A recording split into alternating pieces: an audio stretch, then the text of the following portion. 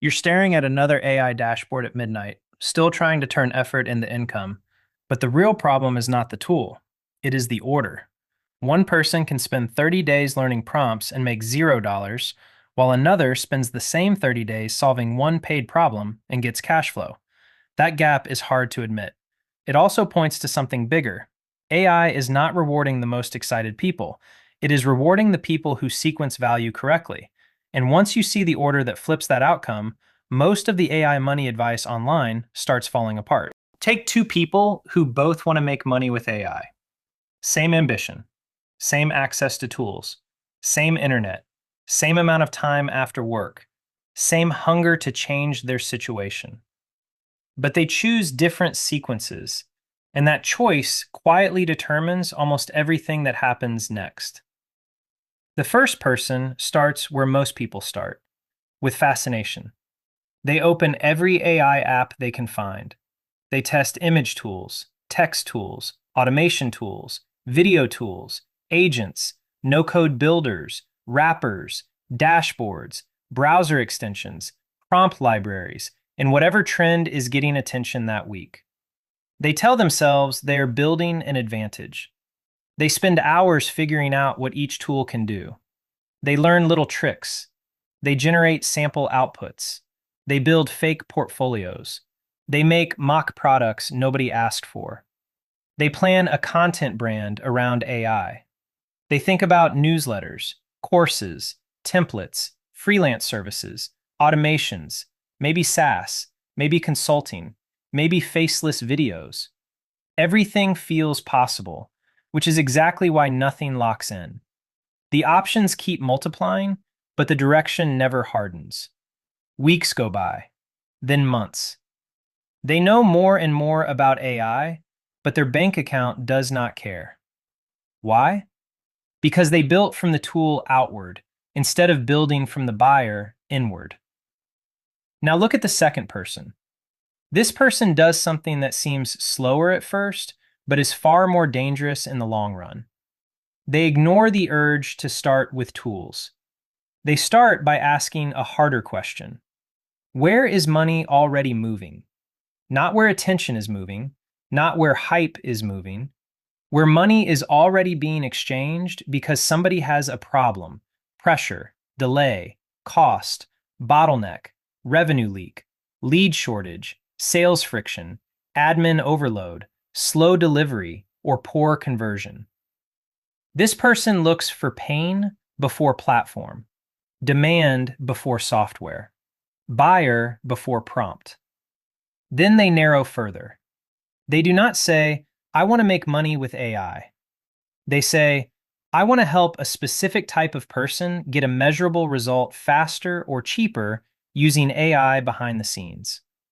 That single shift changes everything. Now the work becomes concrete.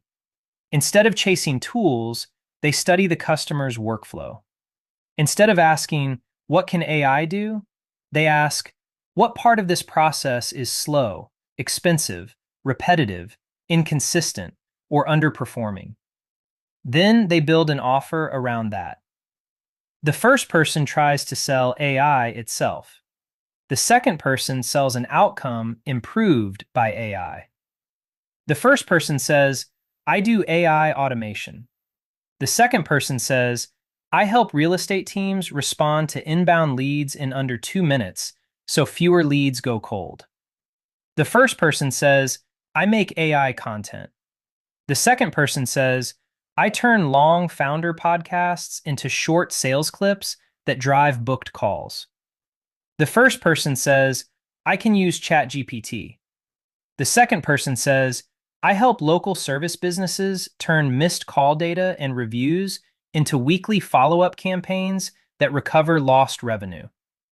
Now the divergence becomes brutal.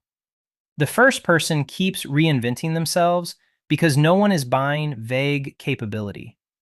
The second person gets traction because buyers do not buy abstraction. They buy relief. They buy speed. They buy revenue. They buy less waste.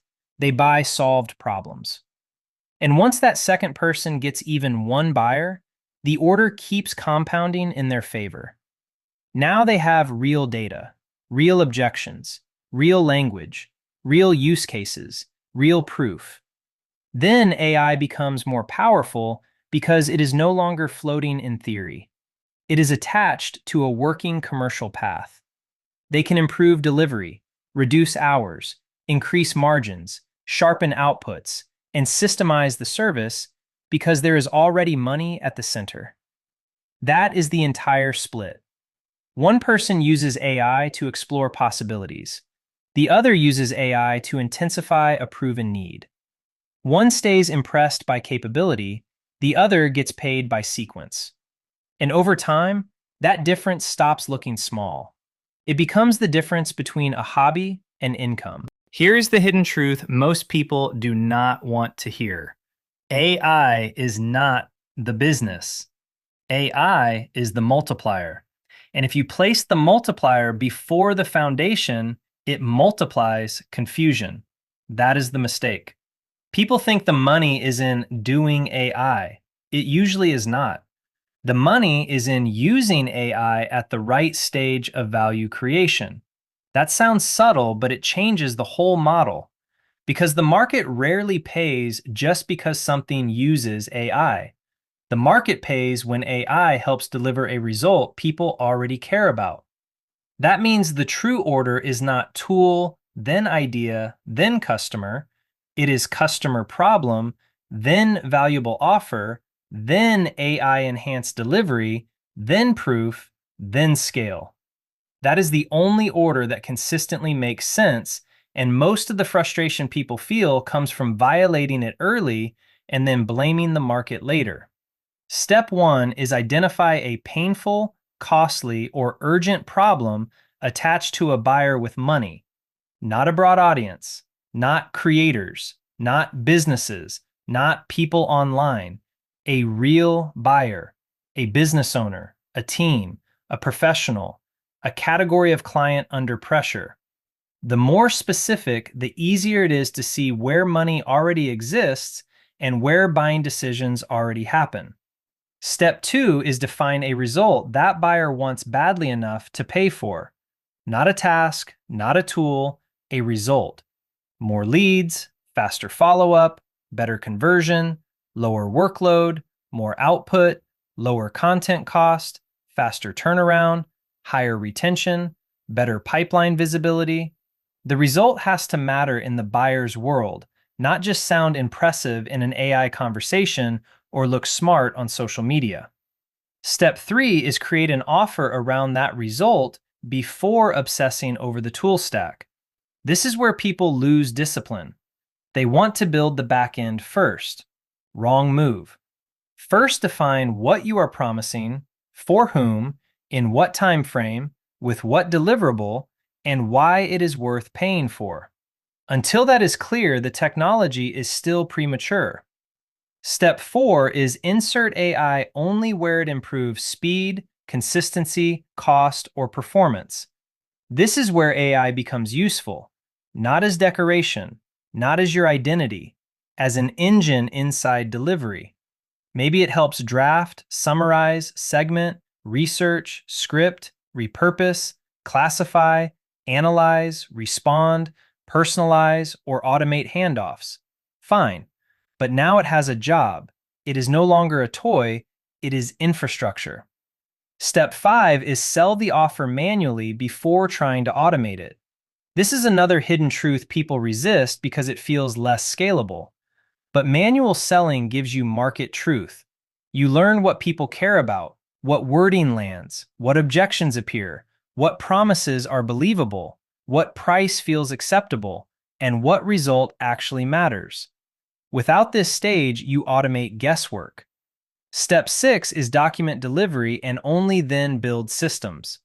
Once buyers are paying and results are repeatable, now you optimize. Now you use AI to reduce labor, protect quality, increase margin, shorten turnaround time, and expand capacity. This is where AI starts behaving like leverage instead of fantasy.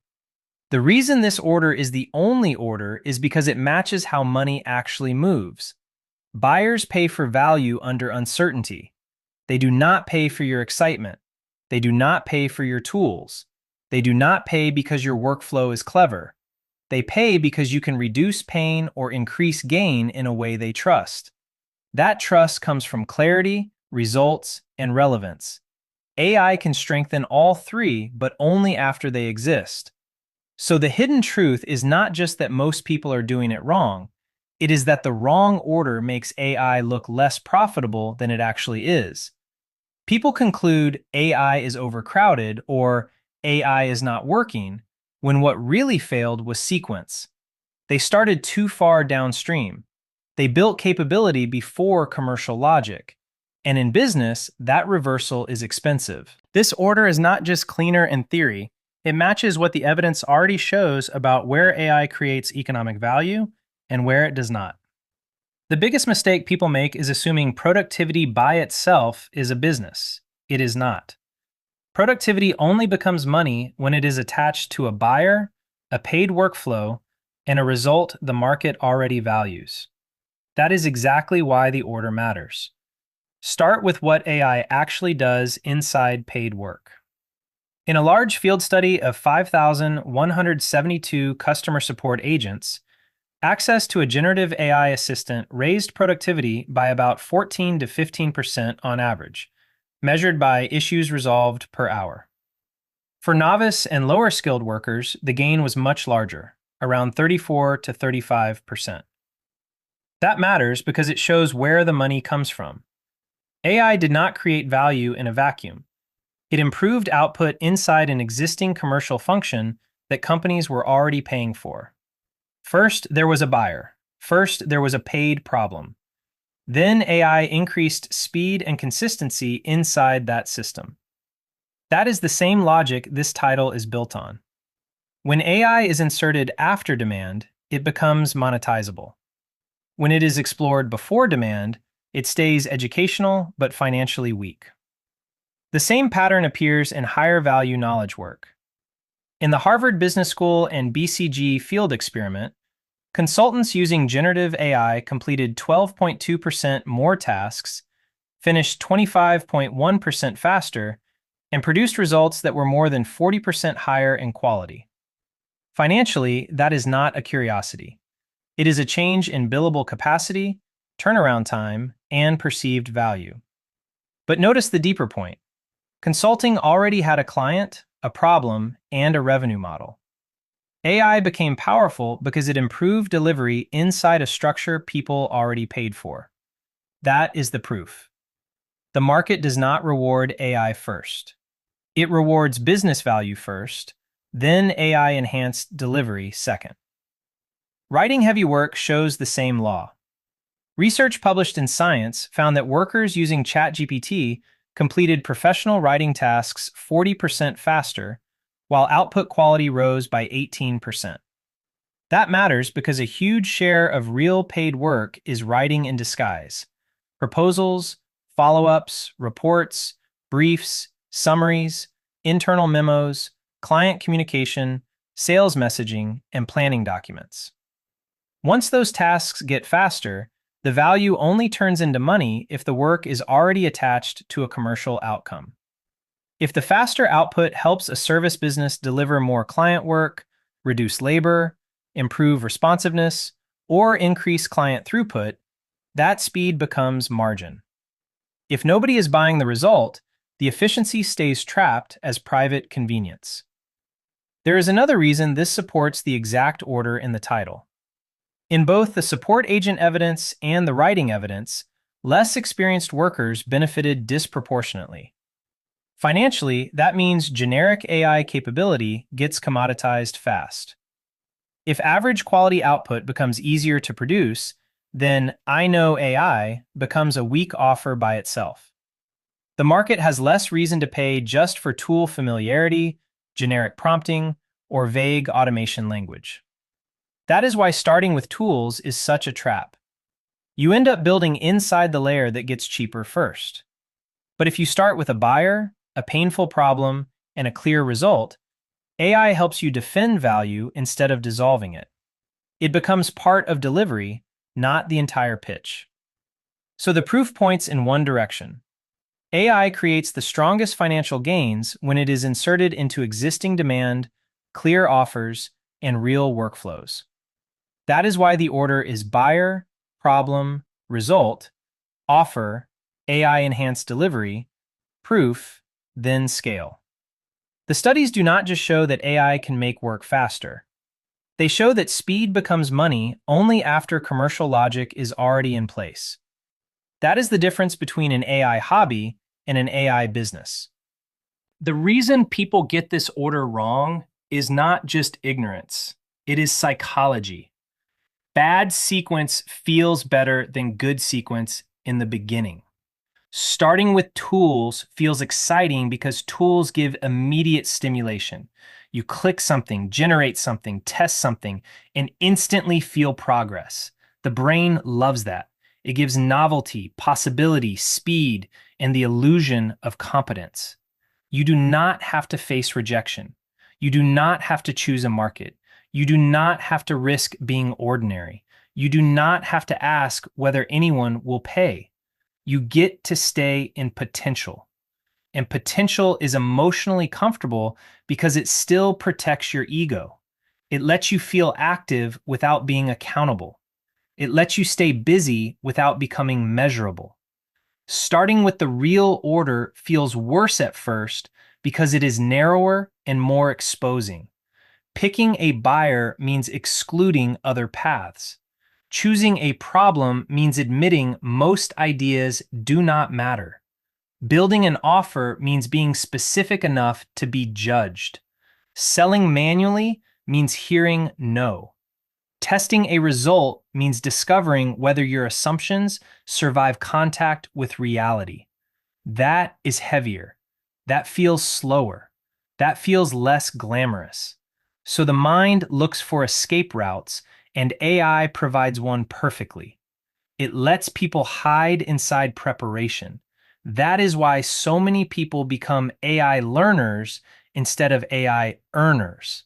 Learning feels safe. Experimenting feels smart. Collecting tools feels strategic.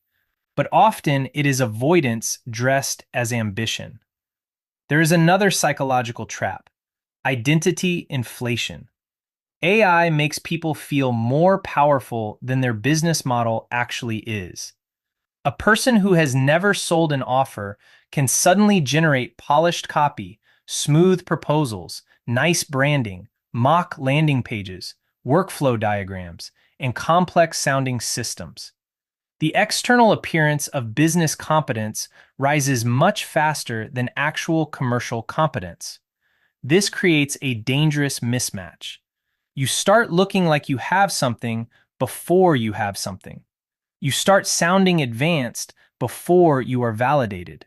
And once that happens, it becomes even harder to return to the humbling basics of market fit, because your self-image is now attached to sophistication.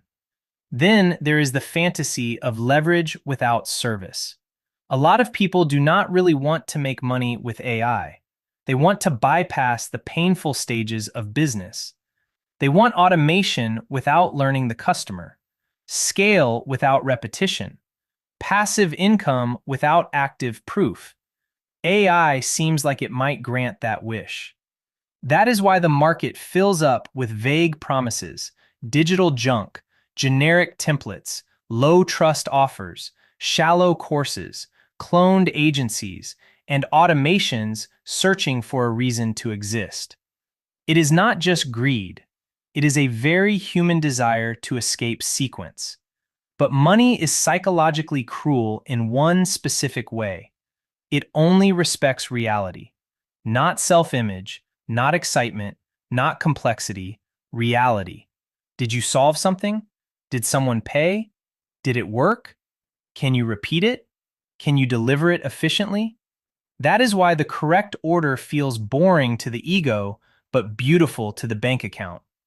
There is also a deeper trust issue at work. Buyers are uneasy around things they do not understand. AI increases that tension. So when you lead with AI, you often increase skepticism. But when you lead with a clear business result, trust rises because the buyer can evaluate the outcome even if they do not care about the mechanism. This means the right order is not only operationally smarter, it is psychologically easier for the buyer to accept. You reduce perceived risk by making the promise legible. So the battle is internal before it is external. Can you resist the seduction of capability and stay loyal to sequence? Can you tolerate narrowness, contact with the market, and temporary simplicity? Can you delay the fun of automation until the economics deserve it? The people who can do that usually end up with a real business. The people who cannot often end up with an AI hobby that feels impressive and pays almost nothing. So here's the actual step-by-step order to make money with AI. Step 1. Choose a buyer, not a tool. Pick a category of person or business with money and pressure. Local service businesses, recruiters, solo lawyers, real estate teams, coaches with inbound leads, e-commerce brands with too much content demand, agencies buried in repetitive work, founders who produce long-form content. Do not pick everyone. Pick someone whose workflow you can understand and whose problems show up often enough to become commercially useful. Step 2. Identify one expensive problem in that buyer's world, not 10. 1. Something slow, repetitive, error-prone, inconsistent, or revenue-related. Slow lead response, weak follow-up, content bottlenecks, proposal drafting delays, call note chaos, missed reactivation, support overload, research overload, too much admin. Find one problem that already costs them time or money and already creates frustration inside their day-to-day operations. Step 3. Define a paid result around that problem. Phrase it in outcome language, not "I use AI to help businesses." Say what changes. I help med spas turn missed inquiries into booked appointments. I help founders turn one podcast into 2 weeks of distribution assets. I help sales teams turn call transcripts into actionable follow-up within the same day. The result must be visible and useful. It has to feel connected to something the buyer can actually notice. Step 4. Build the simplest possible offer manually. Do not overbuild. Do not create a brand package, full course, giant website, or elaborate automation system first. Create a basic offer with a scope, timeline, price, and deliverable. Something a real buyer can understand in under a minute and evaluate without needing a long explanation. Step 5. Use AI behind the scenes to improve your delivery. Write faster, research faster, organize faster, draft faster, repurpose faster, analyze faster, personalize faster. But keep the front-end promise centered on business value, not on the novelty of the tool. AI is your engine, not your headline. Step 6. Sell before optimizing. Reach out manually. Talk to prospects. Get objections. Adjust the offer. Learn their language. Watch what they actually care about. Your first goal is not elegance. It is proof. You need to know whether the offer survives contact with buyers. Step 7. Document the workflow once results are real. Every repeated step becomes a candidate for AI enhancement or automation. Now you are no longer guessing where leverage belongs. The business itself is showing you. Step 8. Systemize only what is already working. Turn repeated labor into templates, prompts, checklists, automations, Q&A layers, and standard operating procedures. This is where margin expands. This is where your time opens up. This is where AI starts acting like a multiplier. Step 9. Raise sophistication after revenue, not before it. Improve quality, add reporting, sharpen onboarding, upgrade positioning, expand channels, add recurring retainers, productize pieces of the service, build assets from proven demand, not imagined demand. That is the order. Buyer, problem, result, offer. AI-assisted delivery. Sales, proof, system, scale. Not tool first, not prompt first, not automation first, not content first, not audience first, not product first. The only order to make money with AI is the order that keeps money in the center from the beginning. Everything else is just intelligent looking delay. And once you understand that, the question stops being, how can I use AI?